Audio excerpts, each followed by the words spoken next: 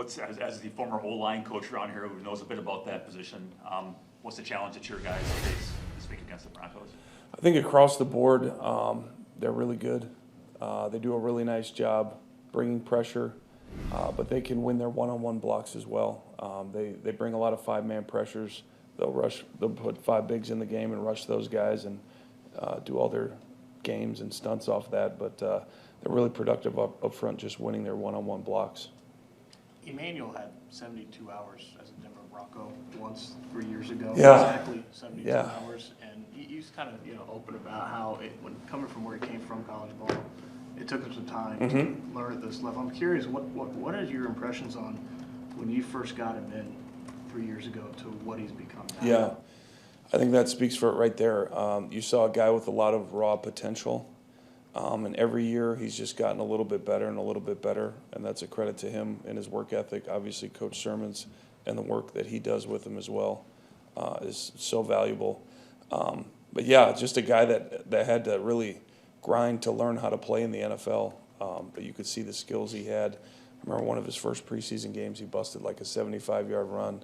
And you're like, that just jumped off the tape right there. You're like, holy cow, this guy can make some plays. So, yeah, it's been pretty cool to just see him every year just get a little bit better. Is there an area that he's kind of grown most as a running back that you see? I think for him, it's just, doing all the stuff in the pass game, the blocking, the routes, all that was something that he wasn't super accustomed to coming in. And then just his run style. I think he is a tough runner. He runs hard, and just kind of how hard he is to tackle. He does a really nice job. I know Jacobs hasn't had the 100-yard game, but he's had a lot of games where he's 80, 90 yards. His yards per carry is like 4. Has he had a better year than maybe some people would think if they? I think so. And, you look at the 100-yard number, and, that's what a lot of people talk about. But, there's a lot of games where you look at, his combined total yardage, the stuff he adds in the passing game has been great. And I think he's just been very consistent as the year's gone on. And again, you look at just the situational football with him, when you get into the red zone or short yardage, things like that, where he comes through and just makes plays. He punches it in the end zone. He's got a bunch of touchdowns. So, yeah, he's obviously had a great year from that standpoint. Adam, what makes him effective, specifically inside the 5? I think he leads the NFL now. I think it's 8 touchdowns on the year. In that area, obviously, it's not just a side. Oh, it's grimy. It can get real grimy. Obviously, you got a lot of hats in the box. And that's one thing. He just has a knack for finding a crease and just hitting it and doesn't hesitate. And, it's fighting through contact. That's one thing that I think he's really elite at, for sure. Spoon asked Josh last Thursday, have you considered not practicing? And he basically said, no, I'm not missing practice.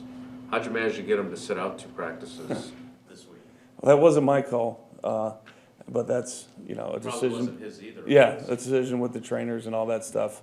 I think he was having some issues, but I'm hopeful, as the week progresses, we'll kind of see how it goes to get him out there and get some reps and do all that stuff. But, yeah, it's just one of those things that he's kind of been fighting through some stuff, and hopefully we can get him over the hump soon. So to Rob's point, does that make – I still – LaFleur said it too. I don't know how he escaped on the 21-yard run. Yeah.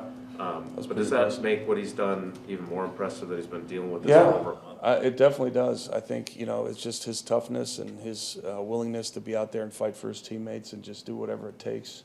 And he wants the ball in those crunch time situations, and he comes through. So it's pretty impressive for sure.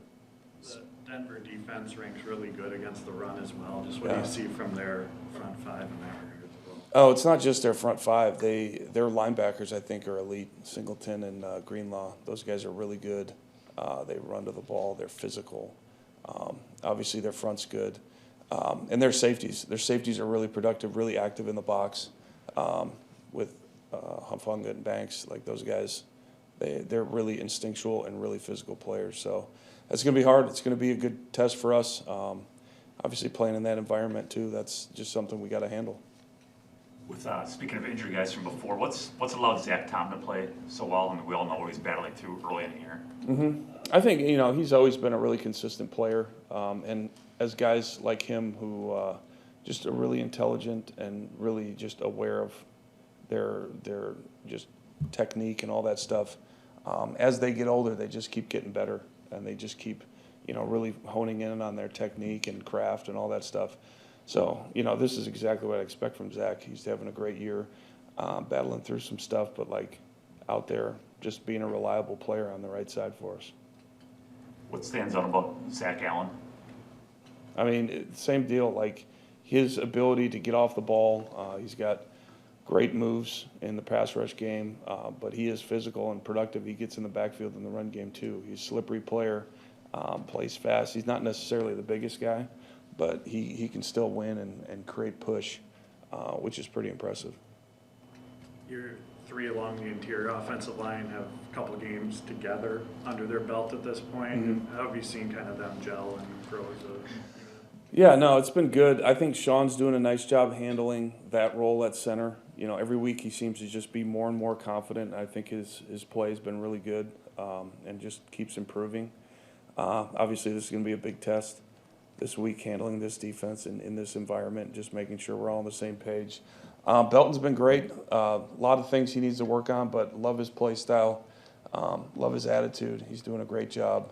And again, the more reps he gets, the better and better he's going to get. So I'm encouraged by what's happening right now with our center and guard situations. It's been good.